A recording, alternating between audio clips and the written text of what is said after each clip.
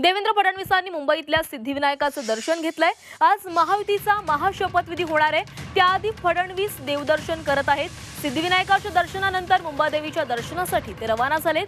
फडणवीस तिसऱ्यांदा मुख्यमंत्री पदाची शपथ घेणार आहेत। तर आज संध्याकाळी देवेंद्र फडणवीस हे मुख्यमंत्री पदाची शपथ घेणार आहेत आणि त्याआधी त्यांनी देवदर्शनाला सुरुवात केलेली आहे।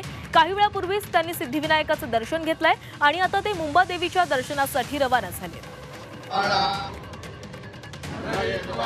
सिद्धिविनायक मंदिरामधली आपण हे दृश्य बघतोय। त्यांच्यासोबत चंद्रशेखर बावनकुळे आणि सदा सरवणकर देखील उपस्थित होते।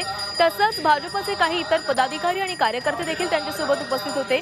काही वेळापूर्वीच त्यांनी सिद्धिविनायकाचं दर्शन घेतलेलं आहे आणि आता ते मुंबादेवीच्या दर्शनासाठी रवाना झालेले आहेत। आज संध्याकाळी 5:30 वाजता देवेंद्र फडणवीस हे मुख्यमंत्री पदाची शपथ घेणार आहेत आणि त्या शपथविधी सोहळ्याची जय्यत तयारी आझाद मैदानावर सुरू आहे आणि त्याआधी देवेंद्र फडणवीसांचं हे देवदर्शन सुरू आहे। तर सिद्धिविनायक मंदिरामध्ये जाऊन देवेंद्र फडणवीस यांनी पूजा अर्चा देखील केलेली आहे आणि आता ते मुंबादेवीच्या दर्शनासाठी गेलेले आहे। काहीच वेळामध्ये ते मुंबादेवीच्या ठिकाणी पोहोचतील आणि तिथे देखील ते देवदर्शन घेतील। तर आपण ही दोन दृश्य बघतो। एका बाजूला काही वेळापूर्वीच देवेंद्र फडणवीस यांनी सिद्धिविनायकाचं दर्शन घेतलेलं आहे आणि ते आता मुंबादेवीचं दर्शन घेण्यासाठी पोहोचलेले आहेत आणि त्यांच्यासोबत काही भाजपचे इतर नेते आणि पदाधिकारी देखील उपस्थित आहेत। ही दोन दृश्य आपण बघतोय। मुंबादेवी दर्शनाची ही लाईव्ह दृश्य समोर आलेली आहेत। देवेंद्र फडणवीस हे मुंबादेवीच्या दर्शनासाठी पोहोचलेले आहेत। काही वेळापूर्वीच त्यांनी सिद्धिविनायकाचंही दर्शन घेतलेलं आहे। आज ते तिसऱ्यांदा महाराष्ट्राचे मुख्यमंत्री म्हणून शपथ घेणार आहेत आणि त्याआधी त्यांनी हे देवदर्शन केलेलं आहे। त्यांच्यासोबत राहुल नार्वेकर, चंद्रशेखर बावनकुळे, गिरीश महाजन उपस्थित आहेत।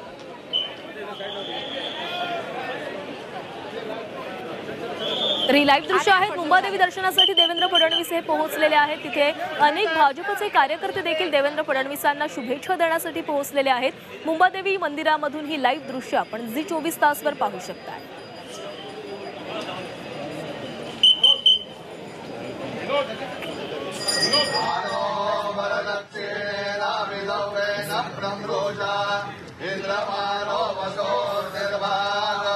तर ही दोन दृश्य सिद्धिविनायकाचं दर्शन काही वेळापूर्वीच देवेंद्र फडणवीस यांनी घेतलेलं आहे आणि आता मुंबादेवीचं दर्शन घेण्यासाठी ते पोहोचलेले आहेत। आज संध्याकाळी देवेंद्र फडणवीस यांचा शपथविधी सोहळा होणार आहे। महाराष्ट्राचे मुख्यमंत्री म्हणून तिसऱ्यांदा देवेंद्र फडणवीस हे शपथ घेणार आहेत आणि या शपथविधी सोहळ्याची देखील आज मुंबईमध्ये जय्यत तयारी केली जाते। त्याआधी देवेंद्र फडणवीसांची अनेक भाजप नेत्यांनी भेट देखील घेतली, त्यांच्यासोबत चर्चा देखील केली आणि आता देवेंद्र फडणवीस हे देवदर्शनासाठी बाहेर पडलेले आहेत। आता ते मुंबादेवीच्या दर्शनासाठी पोहोचलेले आहेत आणि काही वेळापूर्वीच त्यांनी सिद्धिविनायकाचंही दर्शन घेतलेलं आहे। यावेळी त्यांच्यासोबत भाजपचे देखील काही नेते उपस्थित आहेत।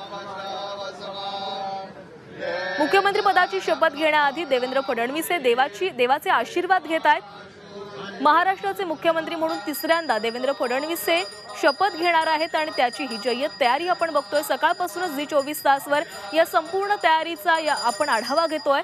आज मुंबईमधील आझाद मैदानामध्ये हा शपथविधी सोहळा पार पडणार आहे।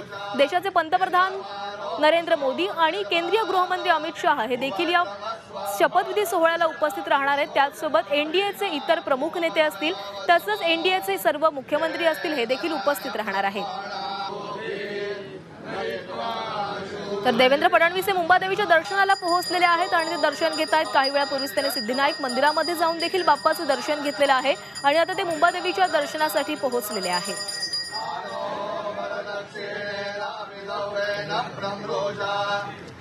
तर ही दोन लाईव्ह दृश्य आपण बघतो। एका बाजूला मुंबादेवीच्या दर्शनासाठी देवेंद्र फडणवीस पोहोचलेले आहेत, तर दुसरीकडे काही वेळापूर्वीच त्यांनी सिद्धिविनायकाचंही दर्शन घेतलेलं आहे।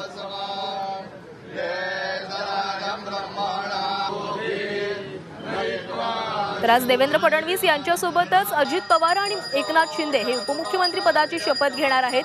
तसंच 11 डिसेंबरला मंत्रिमंडळाचा विस्तार होणार असल्याचंही कळतंय। त्यामुळे आज केवळ आझाद मैदानामध्ये मुख्यमंत्री आणि दोन्ही उपमुख्यमंत्र्यांचा शपथविधी सोहळा पार पडणार आहे। तर देवेंद्र फडणवीस हे मुंबादेवी मंदिरामध्ये पोहोचलेले आहेत आणि आता ते दर्शन घेत आहेत। देवाच्या दर्शनानं आज ते आपल्या मुख्यमंत्री पदाच्या सोहळ्यासाठी सज्ज झालेले आहेत। आज संध्याकाळी 5:30 वाजता आझाद मैदानावर त्यांचा शपथविधी सोहळा पार पडणार आहे। तर फडणवीस मुंबादेवीच्या दर्शनासाठी आलेले आहेत। काही वेळापूर्वीच त्यांनी सिद्धिविनायकाचं देखील दर्शन घेतलेलं आहे। कोणत्याही चांगल्या कामाची सुरुवात करताना आपण देवाचं दर्शन घेत असतो, तसंच बाप्पाचंही दर्शन घेत असतो आणि देवेंद्र फडणवीसांनी देखील सिद्धिविनायकाचं दर्शन घेतलेलं आहे आणि आता ते मुंबादेवीच्या दर्शनासाठी पोहोचलेले आहेत। ही दोन लाईव्ह दृश्य आपण बघतोय। काही वेळापूर्वी सिद्धिविनायकाचं दर्शन घेतलं आणि आता मुंबादेवी मंदिरामधली ही आपण दृश्य बघतोय। मुंबादेवी मंदिरामध्ये जाऊन फडणवीसांनी देव दर्शन घेतलेलं आहे।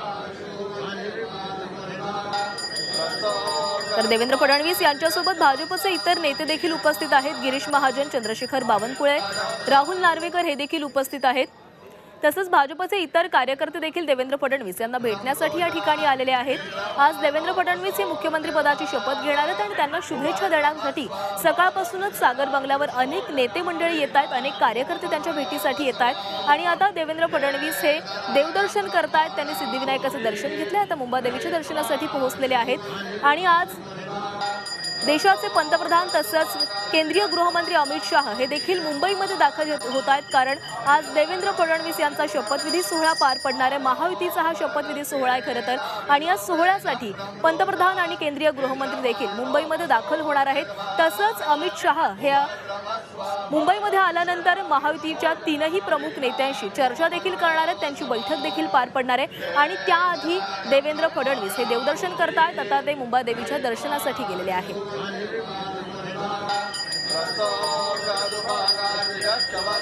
तर झी 24 तासवर तुम्ही दोन दृश्य बघू शकताय। देवेंद्र फडणवीस हे मुंबादेवीच्या दर्शनासाठी गेलेले आहेत। मुंबादेवी मंदिरामधली ही दृश्य आहेत।